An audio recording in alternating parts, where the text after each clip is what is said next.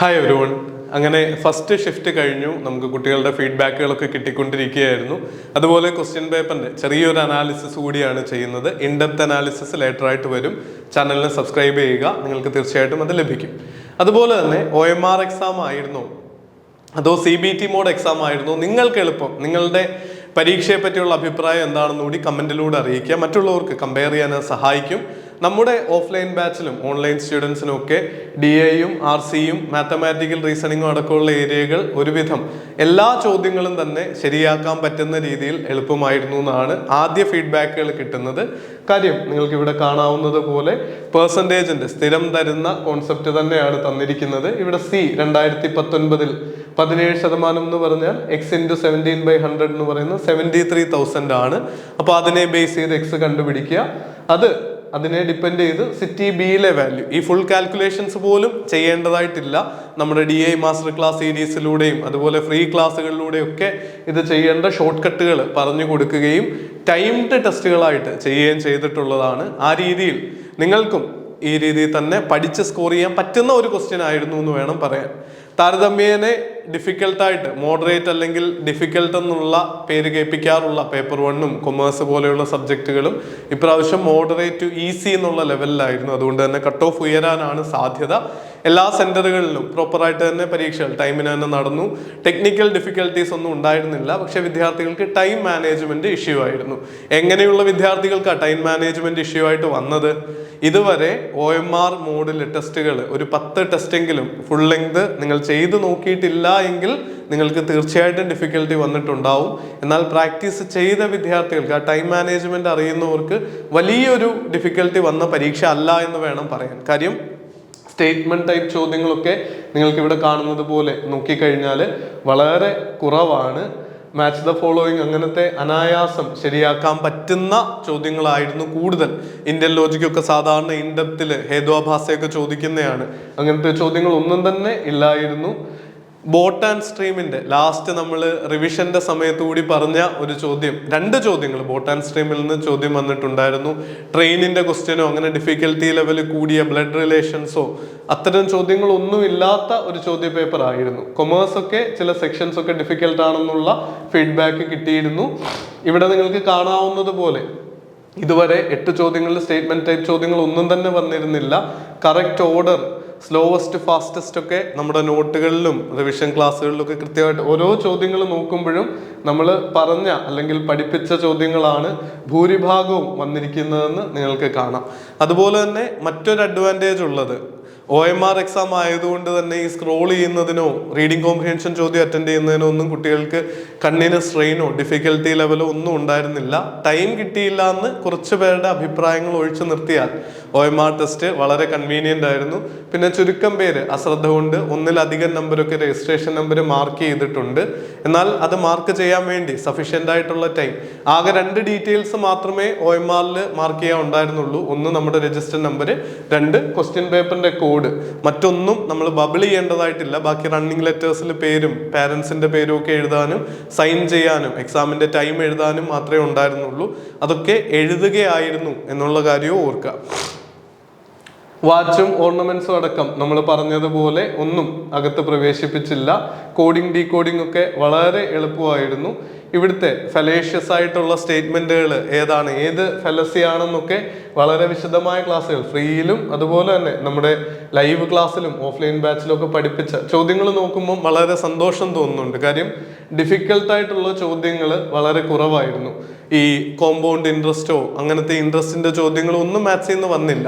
പെർസെൻറ്റേജിന്റെ application, percentage growth എന്നുള്ള DIയിൽ സ്ഥിരം കാണുന്ന ഒരുപാട് തവണ ചോദിച്ചിട്ടുള്ള സെറ്റ് തന്നെയാണ് വീണ്ടും റിപ്പീറ്റ് ചെയ്തത്. റീഡിംഗ് കോംപ്രിഹെൻഷൻ ഒക്കെ ആണെങ്കിൽ ഒറ്റ തവണ വായിച്ചു കഴിഞ്ഞാൽ കറക്റ്റായിട്ട് ആൻസർ ചെയ്യാൻ പറ്റുന്ന രീതിയിലായിരുന്നു. അതുപോലെ തന്നെ ഈ ശോധ സിന്ധു ഒക്കെ, ശോധ് സിന്ധു, ശോധ് ഗംഗോത്രി പോലെയുള്ള ചോദ്യങ്ങളൊക്കെ വന്നിരുന്നു. മോഡത്തിനെ പറ്റിയിട്ടുള്ള ചോദ്യം നിങ്ങൾക്ക് ഇവിടെ കാണാം. ഞാൻ ജസ്റ്റ് ഒന്ന് സ്ക്രോൾ ചെയ്ത് പോകുന്നതേ ഇപ്പോൾ ഉള്ളൂ. നമുക്ക് ടെൻറ്റേറ്റീവ് ആൻസർ കീയും മറ്റ് എക്സ്പ്ലനേഷനുകളും ഒക്കെ ആയിട്ട് അടുത്ത റൗണ്ടിൽ കാണാം. പോസ്റ്റ് ഇൻഡിപെൻഡൻസ് എഡ്യൂക്കേഷൻ കമ്മീഷൻ ഏതായിരുന്നു? എഡ്യൂക്കേഷൻ കമ്മീഷനൊക്കെ ആ സെറ്റിൽ നിന്ന് ചോദിക്കാൻ പറ്റുന്ന ഏറ്റവും എളുപ്പമുള്ള ചോദ്യമാണ്. ശരിക്കും അതിൻ്റെ ഇൻഡെപ്ത് ഒക്കെ ഒരുപാട് ചോദ്യങ്ങൾ ചോദിക്കാനുണ്ട്. അതുപോലെ തന്നെ ബോട്ട് കവേഴ്സ്, ബോട്ടിന്റെ ചോദ്യം 5 hours but it take 6 hours to return upstream down stream relative സ്പീഡുകൾ കണ്ടുപിടിക്കാനുള്ള ചോദ്യം. അതേപോലെ തന്നെ MB GB ഒക്കെ കമ്പയർ ചെയ്യാൻ, ഇതൊക്കെ ഏറ്റവും നിസ്സാരമായിട്ട് അതിൽ നിന്ന് ചോദിക്കാവുന്ന ചോദ്യമാണ് ഈ 19ാമത്തെ ക്വസ്റ്റ്യൻ ഒക്കെ. ഈ രീതിയിൽ നമുക്ക് പഠിച്ചു പോയ ഒരാൾക്ക് ഒരു 60-70% സ്കോർ ചെയ്യാൻ പറ്റുന്ന ഒരു പേപ്പർ 1 ആയിരുന്നു. പേപ്പർ 2 പല സബ്ജക്റ്റുകളുടെ കണ്ടക്ട് ചെയ്തത് കൊണ്ട് തന്നെ അതിൽ ഡീറ്റെയിൽഡ് ആയിട്ടുള്ള ഒപ്പീനിയൻ പറയുന്നില്ല. നിങ്ങൾ പഠനത്തിൽ പിന്നാക്കം പോയ ഒരാളാണെങ്കിൽ ഒരു ദിവസത്തെയോ 2 ദിവസത്തെയോ ബ്രേക്ക് എടുത്തിട്ട് ഡിസംബർ സൈക്കിളിന് വേണ്ടി പഠിച്ചു തുടങ്ങുക. കാര്യം ഇപ്രാവശ്യം പരീക്ഷ എളുപ്പമാവാനുള്ള ഒരു റീസൺ എനിക്ക് തോന്നുന്നത് PhD അഡ്മിഷന് വേണ്ടി കൂടി കൺസിഡർ ചെയ്യുമെന്ന് പറഞ്ഞിട്ടുള്ള എല്ലാവർക്കും കോമൺ ആയിട്ടുള്ള പേപ്പർ 1 ആയിരുന്നു. ആദ്യ ഷിഫ്റ്റിലുള്ള എല്ലാവർക്കും കോമൺ ആയിട്ടുള്ള പേപ്പർ 1 ആയിരുന്നു. അതുകൊണ്ടാണ് കണക്കുകൾ അടക്കമുള്ളത് ഈസി ആയതെന്ന് വേണം ചിന്തിക്കാൻ. സാധാരണ വർഷങ്ങളിൽ ഭാഷാ വിഷയങ്ങളിൽ പേപ്പർ 1 കുറച്ചൊന്ന് ലൈറ്റായിട്ടും കൊമേഴ്സ് പോലെ മാത്സ് ഇൻവോൾവ് ആയിട്ടുള്ളവർക്ക് കുറച്ചൊന്ന് ഡിഫിക്കൽട്ടായിട്ടോ പേപ്പർ 1 വരാറുള്ളത്. ഇപ്രാവശ്യം എല്ലാവർക്കും വേണ്ടി തയ്യാറാക്കിയത് കൊണ്ടാവണം. ഷിഫ്റ്റ് 2ന്റെ ഇനിയും കാണേണ്ടതുണ്ട്. ഫസ്റ്റ് ഷിഫ്റ്റിലെ എന്തായാലും വളരെ എളുപ്പമാണെന്ന് വേണം പറയാൻ. രണ്ടാമത്തെ ബോട്ട് ആൻഡ് സ്ട്രീം നോക്കിയേ, സാധാരണ ഇത് ഇങ്ങനെ റിപ്പീറ്റ് ചെയ്യാറില്ല. ബോട്ടിന്റെ സ്ട്രീമിന്റെ സെക്കൻഡ് ക്വസ്റ്റ്യൻ ആണ് ഇവിടെ. ഈ ചോദ്യവും ആ കോൺസെപ്റ്റ് അറിയാമെങ്കിൽ വളരെ എളുപ്പം ആൻസർ ചെയ്യായിരുന്നു. ഫോട്ടോ കെമിക്കൽ സ്മോഗ് അങ്ങനത്തെ ചോദ്യങ്ങളൊക്കെ നൽകിയിട്ടുണ്ടായിരുന്നു. 24ാമത്തെ ചോദ്യമൊക്കെ അൺകോൺഷ്യസ് മെമ്മറിയുടെ സബ് ഡിവിഷൻസും അങ്ങനത്തെ കാര്യങ്ങളൊക്കെയാണ് ചോദിച്ചിരുന്നത്.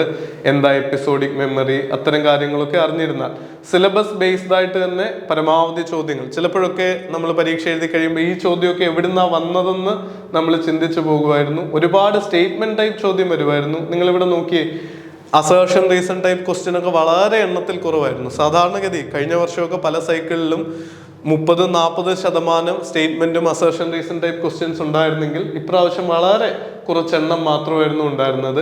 ബ്രീഡർ റിയാക്ടറിന്റെ ഒക്കെ ചോദ്യമാണെങ്കിലും ലോജിക്കലി 5 സ്റ്റേറ്റ്മെന്റുകൾ വായിച്ചു നോക്കിക്കഴിഞ്ഞാൽ നമുക്ക് ഉത്തരങ്ങളിലേക്ക് എത്തുന്നത് വളരെ എളുപ്പമായിരുന്നു. Correct sequence of following research organisation ഏത് ഇയറിലാണ് എസ്റ്റാബ്ലിഷ് ചെയ്തതെന്ന്, പ്രധാന റിസർച്ച് ഓർഗനൈസേഷൻസും അവയുടെ ആസ്ഥാനവും വർഷവും ഒക്കെ പഠിക്കണം എന്ന് നമ്മൾ ക്ലാസ്സുകളിൽ മുൻകൂട്ടി സൂചിപ്പിച്ചിരുന്നതാണ്.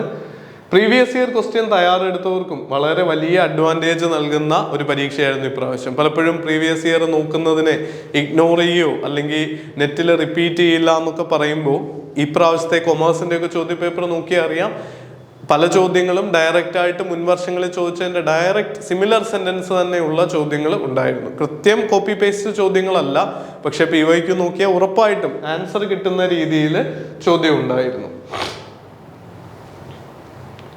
നാഷണൽ ക്രെഡിറ്റ് ഫ്രെയിംവർക്ക്, നമ്മുടെ പുതിയ കാര്യങ്ങളുമായിട്ട് നയങ്ങളുമായിട്ട് വിദ്യാഭ്യാസ നയവുമായിട്ട് ബന്ധപ്പെട്ട ചോദ്യങ്ങളും ഇതിലുണ്ടായിരുന്നു. ഇനിയും research project setup everybody in the population interested equal probability ഉള്ളതെങ്കിൽ ഏത് സാമ്പിളിംഗ് ആണ്, അതിന്റെ പേര് തന്നെ ചോദ്യം വായിക്കുമ്പോൾ തന്നെ അതിന്റെ ആൻസർ നമുക്ക് കിട്ടിക്കഴിയും. അത്രത്തോളം എളുപ്പമുള്ള ചോദ്യങ്ങളായിരുന്നു.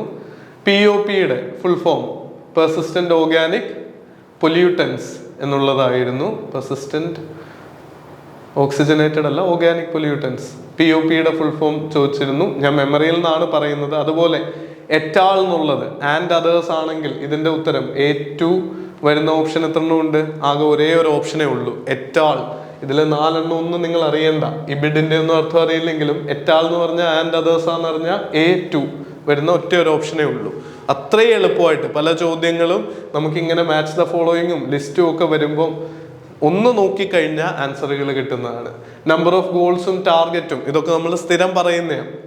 സസ്റ്റൈനബിൾ ഡെവലപ്മെന്റ് ഗോൾ, അതുപോലെ തന്നെ മില്ലേനിയം ഡെവലപ്മെന്റ് ഗോളിന്റെ ക്ലാസ്സുകളിലൊക്കെ ഡയറക്റ്റ് പറഞ്ഞിരുന്ന ഡയറക്റ്റ് ക്വസ്റ്റ്യൻസ് ആണ്. വളരെ സന്തോഷം നൽകുന്ന ഒരു ചോദ്യപേപ്പർ ആയിരുന്നു ഇത്. കുട്ടികളുടെ ഫീഡ്ബാക്ക് ഇതുവരെ കേട്ടതിൽ നിന്നും പ്രോപ്പറായിട്ട് പഠിച്ച ഒരാൾക്ക് വളരെ നന്നായിട്ട് സ്കോർ ചെയ്യാൻ പറ്റുന്ന ഒരു പേപ്പറായിരുന്നു. 5 ഇയർ പ്ലാനിനെ പറ്റിയുള്ളൊരു ചോദ്യം ഉണ്ടായിരുന്നു. സെക്കൻഡ് 5 ഇയർ പ്ലാൻ എന്തിനെ പറ്റിയാണ് പറയുന്നതെന്ന് സിലബസിലുള്ള ചോദ്യമാണ്. അതൊക്കെ വാലിഡിറ്റിയെ പറ്റി പറയുന്നു. പ്രിപ്പോസിഷൻസ് ഞാൻ ഡീറ്റെയിൽഡ് ആയിട്ട് വായിക്കുന്നില്ല. വാലിഡിറ്റിയെ പറ്റിയുള്ള ഒരു ചോദ്യമാണ്. കോൺസെപ്റ്റ് ഓഫ് ട്രൂത്ത് സിംഗിൾ പ്രിപ്പോസിഷനായിട്ട് അപ്ലൈ ചെയ്യാൻ പറ്റില്ല എന്നുള്ളത് ഏതൊക്കെ ശരിയായിട്ടുള്ള സ്റ്റേറ്റ്മെന്റുകൾ എന്നാണ്. ന്യായ സില്ലോജിസം എത്ര പ്രപ്പോസിഷൻ ഉണ്ട്? അരിസ്റ്റോട്ടീലിയനും ന്യായയും തമ്മിലുള്ള സില്ലോജിസത്തിലെ വ്യത്യാസങ്ങളൊക്കെ കൃത്യമായിട്ട് നമ്മുടെ ഈ യൂട്യൂബ് ചാനലിൽ തന്നെ ഫ്രീ ക്ലാസ്സുകളായിട്ടുള്ളതാണ്. ഡയറക്റ്റ് ആയിട്ട് നമുക്ക് സെലക്ട് ചെയ്യാവുന്ന കറക്റ്റ് ആയിട്ടുള്ള സ്റ്റേറ്റ്മെന്റ് ഏത് എന്ന് തിരഞ്ഞെടുക്കാനായിരുന്നു ചോദ്യം. യോഗസൂത്ര, ന്യായസൂത്ര, ഇത് ആരെഴുതി? ഇതൊരു പ്രീവിയസ് ഇയർ ക്വസ്റ്റ്യൻ നമ്മൾ ഡിസ്കസ് ചെയ്തിട്ടുണ്ടായിരുന്നതാണ്. നോക്കിയിരുന്നെങ്കിൽ നിങ്ങൾക്ക് ഡയറക്റ്റ് ആയിട്ട് ഉത്തരം കിട്ടിയേനെ. ഈ പുസ്തകങ്ങളുടെ ഓതേഴ്സ് ആരെന്നാണ് ചോദിച്ചത്. പ്രീവിയസ് ഇയറിന്റെ റിപ്പീറ്റേഷൻ ആണ് ഈ ചോദ്യം. ഇതേ കോൺസെപ്റ്റ്, ഇതേ ചോദ്യം വന്നിട്ടുണ്ടായിരുന്നു. ലോജിക്കലി ഇക്വലന്റ് ആയിട്ടുള്ള നോ ഹോഴ്സസ് ആർ ഫെലൈൻ എന്നുള്ളതിന്റെ ഇക്വലന്റ് സ്റ്റേറ്റ്മെന്റ് നമുക്ക് വെൻ ഡയഗ്രാം വരച്ച് നോക്കിക്കഴിഞ്ഞാൽ എഴുതാവുന്ന ചോദ്യമാണ്. അല്ലെങ്കിൽ ഇതിന്റെ സെന്റൻസ് സ്ട്രക്ചർ നോക്കിയാൽ മതി. നോ ഫിലൈൻസ് ആർ ഹോഴ്സസ്, അതുപോലെ ഓൾ നോൺ ഹോഴ്സസ്, ഇതിന്റെ നെഗേഷൻ ഒക്കെ വരുന്ന രീതിയിലുള്ള ചോദ്യമായിരുന്നു. വെൻ ഡയഗ്രത്തിന്റെ ഭാഗത്ത് നിന്നുള്ള ചോദ്യമാണ്. സ്വയത്തെ പറ്റിയുള്ള ചോദ്യം ഉണ്ടായിരുന്നു. 42ാമത്തെ ചോദ്യം ശോധ സിന്ധു, ശോധ ഗംഗോത്രി. ശോധ ഗംഗോത്രി ഏതാണെന്ന് അറിഞ്ഞാൽ തന്നെ സിനോപ്സിസിന്റെ ആണ്. ഗംഗോത്രിയിൽ നിന്നാണ് ഗംഗ ഉത്ഭവിക്കുന്നത്. അതുകൊണ്ട് സിനോപ്സിസ് ആണ് ശോധ ഗംഗയിലൊക്കെ ഉള്ളതെന്ന് ക്ലാസ്സിൽ പറഞ്ഞാൽ ഞാനിപ്പോൾ ഓർക്കുകയാണ്. B1 വരുന്ന ഓപ്ഷൻ എത്ര ഉണ്ട്? ഒരേ ഒരു ഓപ്ഷനേ ഉള്ളൂ. കോഡ് 2 ആണ് ആൻസർ ആയിട്ട് വരുന്നത്. അങ്ങനെ വളരെ കൃത്യമായിട്ട് നമ്മൾ പഠിപ്പിച്ച കാര്യങ്ങളാണ് ഈ ചോദ്യങ്ങളിൽ മുഴുവനായിട്ട് തന്നെ കാണുന്നത്. ഇൻക്രീസിങ് ഓർഡർ നിങ്ങൾക്ക് കണ്ടുപിടിക്കാൻ എളുപ്പവഴി അറിയില്ലെങ്കിൽ പോലും ഇതിന്റെ കൂടെ എല്ലാം ഒരു 0 ഇട്ടിട്ട് ഡിവൈഡ് ചെയ്താൽ പോലും കറക്റ്റ് ആൻസറിലെത്താം. 60/7, 110/13, 160/19 ഇട്ടിട്ട് ഡിവൈഡ് ചെയ്ത് 2 ഡെസിമൽ പ്ലേസ് കണ്ടുപിടിച്ചാൽ നമുക്ക് ആൻസർ കിട്ടും. ഫ്രാക്ഷനെ ബേസ് ചെയ്തിട്ടുള്ള ചോദ്യമാണ്. Separation between transportation and communication. ടെലഗ്രാഫിലൂടെ ഫോട്ടോഗ്രാഫി, പ്രിന്റിംഗ്, പ്രൊജക്ഷൻ. പണ്ട് ട്രാൻസ്പോർട്ടേഷൻ നടന്നാലേ കമ്മ്യൂണിക്കേഷൻ നടക്കുമായിരുന്നു, കത്തൊക്കെ കൊണ്ടുപോകണമായിരുന്നു. പക്ഷെ ഇത് വായിച്ചു നോക്കുമ്പോൾ തന്നെ നമുക്ക് ടെലഗ്രാഫ് എന്നുള്ള ആശയം കിട്ടും. അത് ആദ്യമായിട്ട് ലൈനിലൂടെ ഒരാൾ കൊണ്ടു കൊടുക്കേണ്ടാതെ സന്ദേശങ്ങൾ കമ്പി വഴി അയക്കാൻ പറ്റുമായിരുന്നു. അതാവണം അതിന്റെ ലോജിക് എന്ന് കരുതുന്നു. Different stages involve in the process of deduction. അങ്ങനെയുള്ള ചോദ്യങ്ങളും റീഡിംഗ് കോംപ്രിഹെൻഷൻ ആയിരുന്നു ഏറ്റവും ഒടുവിലത്തേത്. ഇതാണ് ഏറ്റവും എളുപ്പമുള്ള. ഞാൻ നിങ്ങളോട് എപ്പോഴും പറയുന്ന ഒരു കാര്യം, ഒരു 30 സെറ്റ് DAയും RCയും പഠിക്കുന്ന സമയത്ത് തയ്യാറെടുക്കുക എന്നുള്ളത്. ഇംഗ്ലീഷ് വായിച്ച് പ്രോപ്പറായിട്ട് ബേസിക് ആയിട്ട് മനസ്സിലാവുന്ന ഒരു വിദ്യാർത്ഥിക്ക് പോലും സിംഗിൾ റീഡിങ്ങിൽ ഡയറക്റ്റ് ആയിട്ട് 5 ചോദ്യങ്ങളും ഇതിലെ ആൻസർ ചെയ്യാൻ പറ്റുമായിരുന്നു. അങ്ങനെ വളരെ എളുപ്പമുള്ള പേപ്പർ 1 ആയിരുന്നു ഫസ്റ്റ് ഷിഫ്റ്റിൽ. അപ്പം നിങ്ങളുടെ അഭിപ്രായങ്ങൾ ഒരിക്കൽ കൂടി അറിയിക്കുക. നമ്മുടെ ഈ ക്വസ്റ്റ്യൻ അനാലിസിസ് ടെൻഡേറ്റീവ് ആയിട്ടുള്ള ആൻസർ കീ എക്സ്പെക്ട് ചെയ്യുന്നുണ്ടെങ്കിൽ ആ കാര്യങ്ങളും പറയുക. തീർച്ചയായിട്ടും പുതിയൊരു വീഡിയോയുമായിട്ട് നിങ്ങളിലേക്ക് എത്താം. Thank you so much.